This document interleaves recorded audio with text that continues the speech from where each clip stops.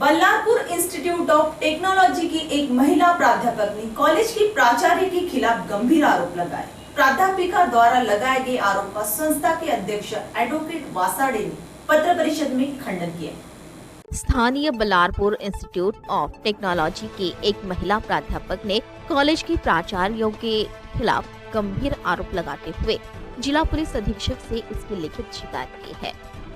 जिला पुलिस अधीक्षक से शिकायत के बाद पत्र परिषद में संबंधित महिला प्राध्यापक ने बताया कि वह बीआईटी में पिछले 6 वर्ष से माइनिंग विभाग प्रमुख के रूप में कार्यरत है।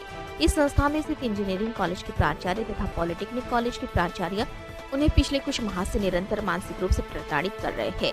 उन्होंने आरोप लगाते हुए बताया कि गत 6 अक्टूबर को जब वह अपने कैबिन में थी, दोनों अधिकारियों ने कैबिन में आकर उनसे छेड़छाड़ की। जब वह कैबिन से बाहर निकलने का प्रयास कर रही थी, तभी एक प्राचार्य ने उनका हाथ पकड़कर छीना झपटी का प्रयास किया, जिसमें उनके हाथ पर नाखून के निशान पड़ गए। ऐसा कहते पीड़िता ने पत्र परिषद में इस मामले को विस्तृत रूप से बयान किया।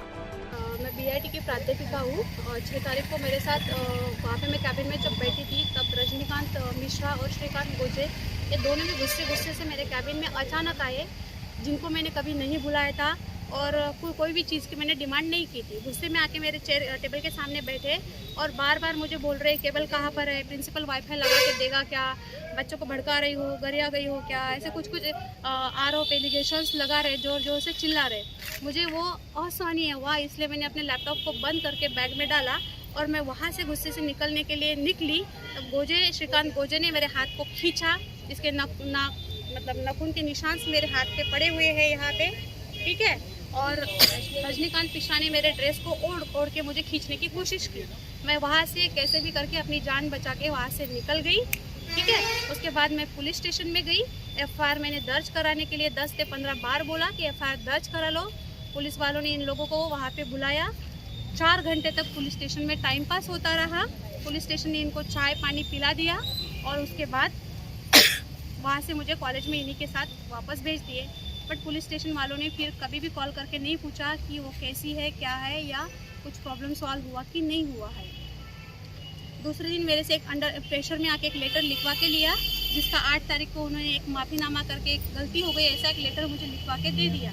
उसके बाद मुझे 7 तारीख को ही शैलेंद्र बोमनवार, जब मैं कॉलेज में जाती थी, तो जब मैं जाती थी 11-12 बजे, वहाँ से लेके 3 बजे तक वो मेरे कैबिन के सामने, मेरे टेबल के सामने बैठा रहता था। उसने मेरे मोबाइल लैपटॉप को फोड़ने की कोशिश की है और मुझे भद्रावती तक उन्होंने उनके आदमी मेरे साथ भेजे थे, कहीं मैं उतर के पुलिस स्टेशन में एफआईआर दर्ज कराने के लिए ना जाऊं। और 3 सितंबर को 5:45 बजे डॉक्टर रजनीकांत मिश्रा का कॉल आया था। वो मुझे कई बार कॉल आया था उनका, लेकिन उस दिन का कॉल रिकॉर्ड हो गया मेरे पास। तो उन्होंने मुझे स्टूडेंट के, मेरे ही यूपी बिहार के, झारखंड के जो स्टूडेंट हैं, उनके कॉन्टैक्ट नंबर वो 7-8 बच्चों के मुझे मांग रहे थे। मैंने बार बार उनको पूछा कि आपको उन्हीं के नंबर क्यों चाहिए। तो उन्होंने बोला कि तुम्हें मारने के लिए गोली और गन बुलाना है, मार वहाँ पे रेडी है, ऐसे बात वो वहाँ पे की है। अब वो किस चीज़ के लिए नंबर मांग रहे थे, उसके साथ शैलेंद्र बोमनवार ने भी मुझे झारखंड बिहार के बच्चों का नंबर मांगा है। वो भी बोला है कि वहाँ पे पार्सल रेडी है, उन्हीं के पास से आना है, और अगर मैं नंबर नहीं देती हूँ तो वो मुझे जान से मार देंगे। मेरे साथ मेरे फैमिली को भी मारने की बात उन्होंने उस ऑडियो क्लिप में बोली है। ये पुलिस का, मुझे यही बोलना है कि हमने, मेरे घर वालों ने संजय सर को ऑलरेडी ही बोला है, एक तो उनको टर्मिनेट कर दो, तुम उनके ऊपर एक्शन लो।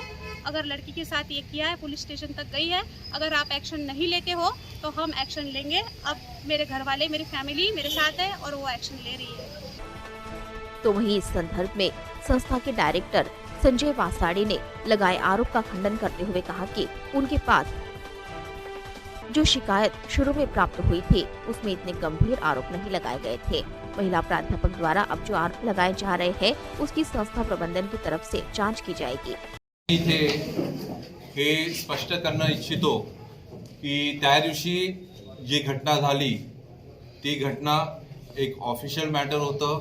कुठेतरी त्यांना 4 चौकांमध्ये मला माझी ड्युटी व्यवस्थित केली नाही या संबंधातली तक्रार होती।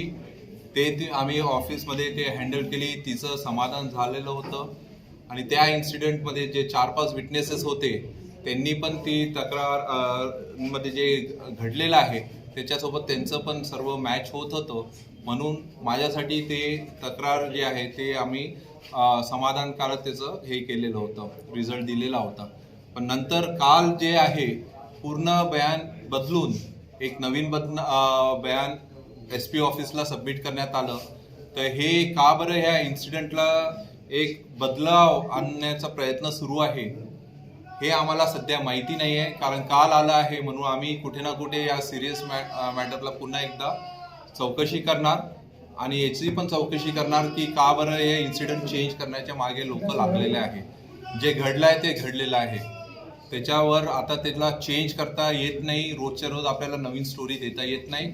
कॉलेजला बदनाम करण्याचं हे जे प्रकरण आहे हे बंद झालं पाहिजे आणि याच्या मागे कोण आहे याचा आपण कुठे ना कुठे सत्य समोर आणलं पाहिजे. सांगतोय आज तर आम्ही फक्त खुलासा द्यायला आलो की काय घडलेलं आहे.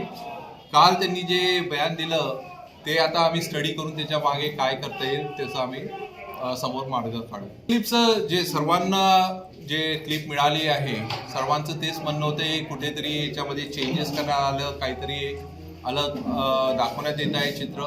एक आपसामध्ये निजी डिस्कशन आहे जे म्हणजे असं त्याचं ऑफिशियल नव्हतं, पण त्याला चेंज करून कुठेतरी त्याला वेगळं स्वरूप देण्याचा प्रयत्न आहे. तर म्हणून आम्ही ते आता सध्या रिअल ऑडिओ आला तर त्याच्यानंतर आम्ही त्याच्यावर काही ॲक्शन घेऊ.